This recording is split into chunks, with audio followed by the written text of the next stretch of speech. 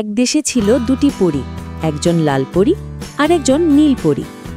লাল পরী সব সময় আগুনের মতো উজ্জ্বল আর সাহসী, আর নীল পরী শান্ত, মিষ্টি আর জলের মতো নরম। একদিন তারা জঙ্গলের মাঝখানে এক ঝর্ণার পাশে খেলছিল।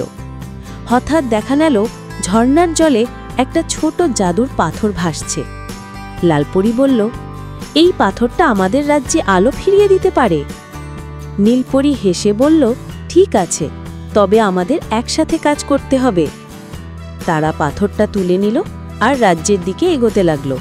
পথে অনেক বাধা এলো, উচ্চ পাহাড়, গহীন বন এবং হঠাৎ এক দুষ্টু দৈত্য তাদের পথে রুখল। লালপরী সাহস দেখিয়ে বলল, আমি দাঁড়াতে পারি, তুমি পাশে থাকো। নীলপরী জল দিয়ে দৈত্যকে অবশ করে দিল। দুই পরী একসাথে পাথরটি রাজ্যে ফিরিয়ে আনল। পাথরটি রাজ্যের আকাশে ছড়িয়ে পড়ল আর রাজ্য আবার ঝলমল করতে শুরু করল। রাজা বলল, বাবারে বাবা, এই দুই পরী সত্যিকারের রাজ্যের হিরো। লালপরী আর নীলপরী একে অপরের দিকে হেসে বলল, একসাথে থাকলে আমরা সব বাধা পার করতে পারি।